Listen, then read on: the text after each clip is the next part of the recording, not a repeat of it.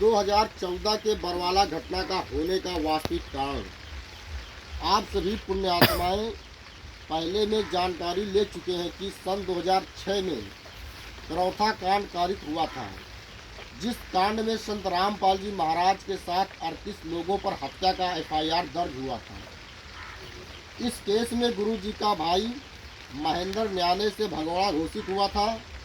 संत रामपाल जी महाराज इस मुकदमा में लगभग 22 महीना जेल में बिताने के बाद अपने व्यक्तिगत बंध पत्र अर्थात पर्सनल बॉन्ड पर जमानत पर रिहा हुए और पुनः बरवाला छोटी आश्रम में सत्संग करने लगे। करौथा आश्रम को 2006 में पुलिस प्रशासन ने अपने कब्जा में कांड होने के एक दिन बाद ही ले लिया था। 2009 में करौथा आश्रम संत रामपाल जी महाराज को वापस करने का न्यायालय का आदेश हुआ। संत रामपाल जी महाराज का विरोधियों को ये गवारा नहीं था कि आश्रम उन्हें वापस हो, इसलिए वे हाई कोर्ट चंडीगढ़ के 2009 के आदेश के खिलाफ सुप्रीम कोर्ट को नई दिल्ली में अपील करने चले गए। सुप्रीम कोर्ट नई दिल्ली ने सन 2013 में अपील खारिज करते हुए करौथा आश्रम संत रामपाल जी महाराज को वापस करने का निर्देश दे दिया। संत रामपाल जी के विरोधी घटक दल को यह अच्छा नहीं लगा, किसी भी कीमत पर वापस नहीं करना चाहते थे, किंतु चूंकि सुप्रीम कोर्ट का आदेश था इसलिए कोई कुछ चाहकर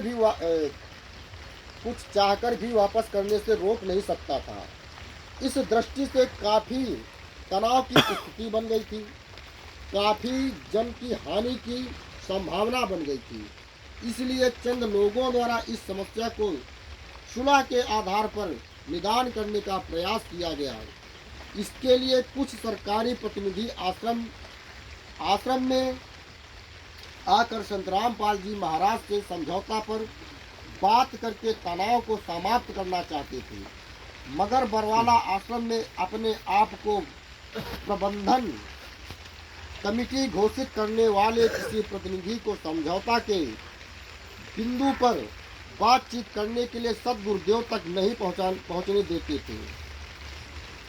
अब कमेटी के जो प्रबंधक हुआ करते थे, जो अब अपने को मुखिया बना रखे थे, वो लोग किसी भी प्रकार की बात को अपने गुरु जी तक पहुंचने ही नहीं देते थे। कोई मिलने आ रहा किसी पे बातचीत करने के लिए बताते ही नहीं थे, गुरु जी को भड़क नहीं पड़ने देती थी कि बाहर से कौन अधिकारी आ रहा है, किस विषय पर आपसे बातचीत करना चाहता है, किस लिए आया है, कोई बातचीत नहीं तक पहुँचना नहीं देते। हाँ, वो बाहर से ही वापस कर देते थे, वो वहीं से वापस कर देते थे और अपने ही स्तर से बात करके कि कोई सुलह समझौता नहीं चाहते हैं, उन्हें आश्रम से वापस लौटा देते थे। अपने हिसाब से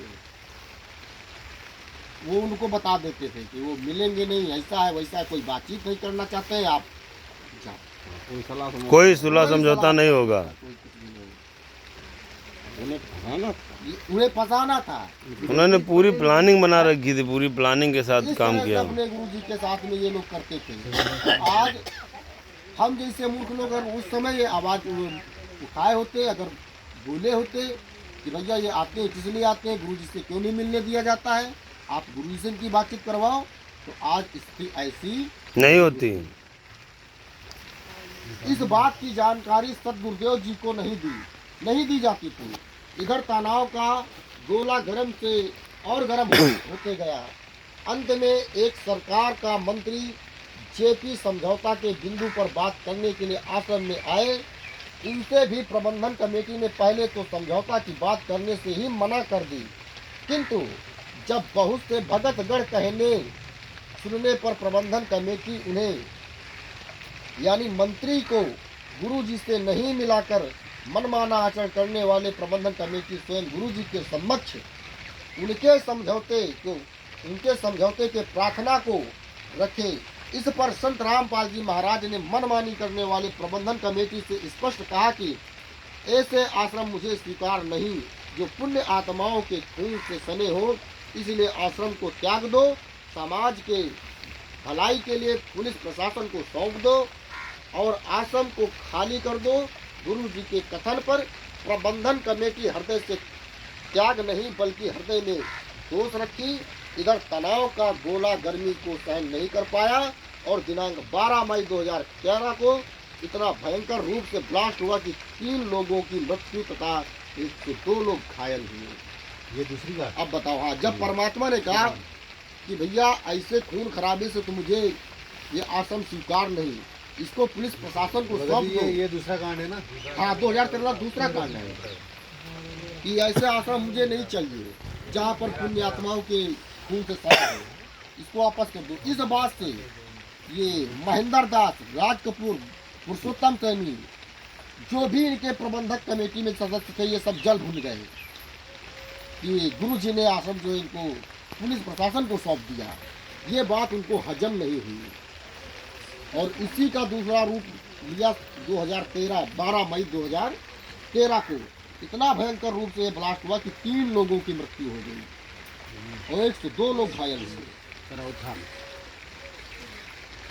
हुआ यूं कि सतलोक आश्रम के सुरक्षा में हाईकोर्ट चंडीगढ़ के सख्त आदेश के आलोक में हरियाणा सरकार का मुख्य सचिव अपनी नौकरी जाने के डर से 5000 पुलिस को करौथा आश्रम के चारों ओर लगा रखी थी। आक्रमणकारी सोचे कि पुलिस प्रशासन हर समय के भांति केवल दिखावटी रूप से लगाए गए हैं, किंतु इस बार हाईकोर्ट के आदेश से वहां की स्थिति बदल गई थी और गांव वालों तथा पुलिस प्रशासन के बीच भयंकर विस्फोट हो गया। अपने आत्मरक्षा में पुलिस प्रशासन ने गोली चार्ज की, जिसमें 3 लोगों की मृत्यु एवं 102 लोग घायल हुए। सन 2006 के करौथा कांड में जब जमानत पर रिहा होकर 2008 में जेल के बाहर आए तो रोहतक न्यायालय ने संत रामपाल जी महाराज को व्यक्तिगत हाजिरी से स्थायी रूप से छूट दे रखी थी। व्यक्तिगत हाजिरी से स्थायी रूप से छूट दे रखी थी। इस व्यक्तिगत हाजिरी से छूट देने का तात्पर्य होता है कि मुकदमे के विचारण के दौरान अभियुक्त को प्रत्येक तिथि पर फिजिकली रूप से हाजिर होना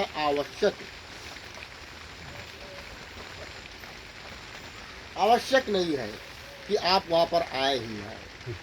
हाँ, इतनी तो छूट दे रखा था हाई कोर्ट में संत रामपाल जी महाराज जी को कि आप नहीं भी आते तो कोई दिक्कत की बात नहीं है हर पेशी को।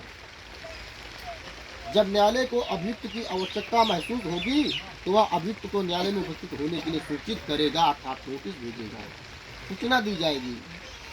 जब आपको उपस्थित होना होगा तो हम आपको सूचना देंगे, तभी आप यहाँ आना। वैसे फिजिकली आपको यहाँ आने की कोई आवश्यकता नहीं है। नोटिस निर्गत करेगा और व्यक्तिगत उपस्थित से छूट के आदेश को निरस्त कर देगा। इस प्रक्रिया के तहत रोहतक न्यायालय ने संत रामपाल जी महाराज को सत्र न्यायालय रोहतक में केसी दर्ज कराने हेतु नोटिस जारी किया। साथ ही सत्र न्यायालय ने व्यवस्था बनाए रखने एवं व्यवस्था में कोई व्यवधान पैदा नहीं हो, इसको ध्यान में रखते हुए रोहतक न्यायालय में पेशी दर्ज कराने हेतु वीडियो कॉन्फ्रेंसिंग की सुविधा संत रामपाल जी महाराज को देते हुए रोहतक न्यायालय ने तिथि 14 जुलाई 2014 को निर्धारित किया तथा संत रामपाल जी महाराज को हिसार कोर्ट से वीडियो कॉन्फ्रेंसिंग के माध्यम से रोहतक सत्र न्यायाधीश के न्यायालय में पेशी दर्ज कराने का सुविधा प्रदान किया। संत रामपाल जी महाराज सदा कानून का सम्मान करने वाले, कानूनी प्रक्रिया के अधीन चलने वाले, न्यायालय के आदेशानुसार दिनांक 14 जुलाई 2014 को वीडियो कॉन्फ्रेंसिंग के माध्यम से अपनी पेशी रोहतक न्यायालय में दर्ज कराने हेतु हिसार कोर्ट में गए थे।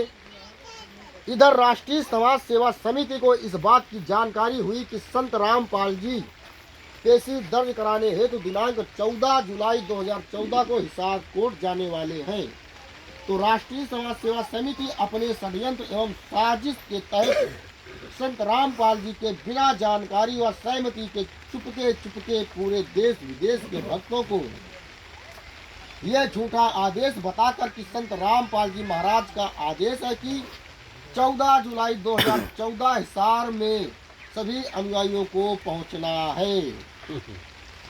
चुपके से ये भारतवर्ष के प्रत्येक कोने कोने में नेपाल जो पड़ोसी देश है अपना, वहाँ के भी भक्तों को ये आदेश बता करके कि संत रामपाल जी महाराज जी का आदेश है कि आप सबको यहाँ सभी अनुयायियों को हिसार में पहुंचना है।